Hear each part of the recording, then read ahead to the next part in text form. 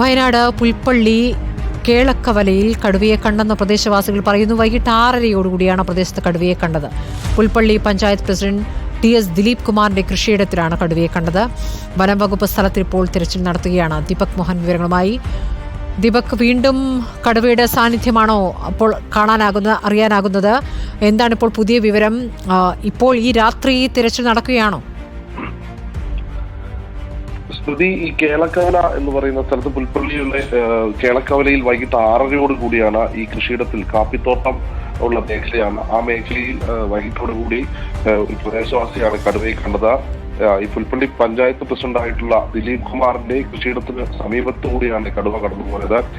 ആ സമയം തന്നെ ഈ പ്രദേശവാസികൾ വനംവകുപ്പിനെ വിവരം അറിയിച്ചിരുന്നു. വനംവകുപ്പ് ജീവനക്കാർ ആ മേഖലയിലെത്തി തിരച്ചിൽ നടത്തിയെങ്കിലും ഒന്നും കണ്ടെത്താൻ കഴിഞ്ഞില്ല. 2 ആഴ്ച മുൻപ് ഈ കടുവ സാന്നിധ്യമുണ്ടായിരുന്ന അവിടെ നിന്നൊരു കടുവയെ പിടികൂടിയിരുന്ന പുൽപ്പള്ളി അമരക്കുനിക്ക് സമീപമാണ് കേളക്കവല എന്ന് പറയുന്ന സ്ഥലം. ആ ഭാഗത്താണ് കടുവയുടെ സാന്നിധ്യമുണ്ടായത്. ഈ കുറിച്ചാട് വനമേഖല ഒപ്പം കർണാടക വനാതിർത്തിയോട് ചേർന്ന് കിടക്കുന്ന സ്ഥലമാണ്. അതുകൊണ്ട് തന്നെ കർണാടകയിൽ നിന്ന് ഈ ഭാഗത്ത് കൂടി പുഴ കടന്ന് കന്നാരം പുഴ കടന്ന് കേളക്കവലയിലേക്ക് എത്തിയതാണോ എന്നും വനംവകുപ്പ് പരിശോധിക്കുന്നുണ്ട്.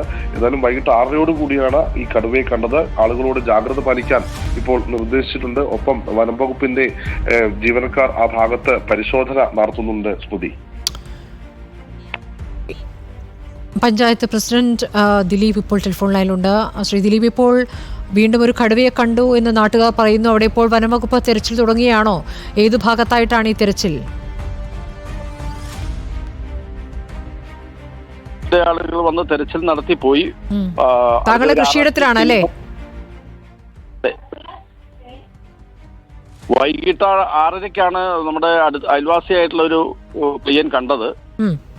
അപ്പോ 6:30 മണിയായി കാണും. ഞാനതിപ്പോ വേറൊരു ായിരുന്നു. അപ്പോൾ അവിടുന്ന് വന്ന് നമ്മുടെ ഫോറസ്റ്റ് ഡിപ്പാർട്ട്മെന്റ് ഉദ്യോഗസ്ഥരുമായി ചേർന്ന് ഒന്ന് പരിശോധന നടത്തി. ഒന്നും കണ്ടെത്താനായില്ല. ഇനിയിപ്പോ നാളെ വീണ്ടും തിരച്ചിൽ നടത്താമെന്നാണ് ഫോറസ്റ്റ് ഡിപ്പാർട്ട്മെന്റിൽ നിന്ന് പറഞ്ഞിട്ടുള്ളത്. അപ്പൊ അവിടെ എന്തെങ്കിലും ഒരു മുന്നറിയിപ്പ് നിർദ്ദേശമോ അങ്ങനെ എന്തെങ്കിലും കൊടുത്തിട്ടുണ്ടോ നാട്ടുകാർക്ക്? ഇപ്പോ നാട്ടുകാർക്ക് കൊടുത്തിട്ടുണ്ട്. രാത്രി പുറത്തിറങ്ങരുത് അല്ലേ?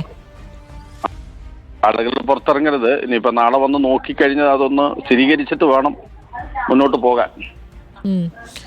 അവിടെ രാത്രി വനം വകുപ്പ് ഉദ്യോഗസ്ഥർ തുടരുന്നില്ല?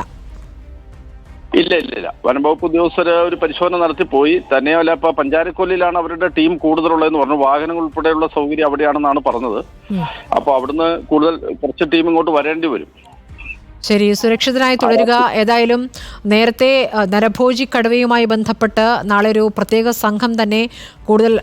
സംഘത്തെ തന്നെ അയക്കുന്നുണ്ടല്ലോ തിരുവനന്തപുരത്ത് നിന്നും. അപ്പോൾ മറ്റൊരു കടുവയെ കണ്ടു എന്നുള്ള വിവരം കൂടി വരുന്നത് ആശങ്കയുണ്ടാക്കുന്നുണ്ട്. സുരക്ഷിതരായി തുടരുക ദിലീപ്. വളരെ നന്ദി ഈ ഘട്ടത്തിൽ പ്രതികരിച്ചതിന്.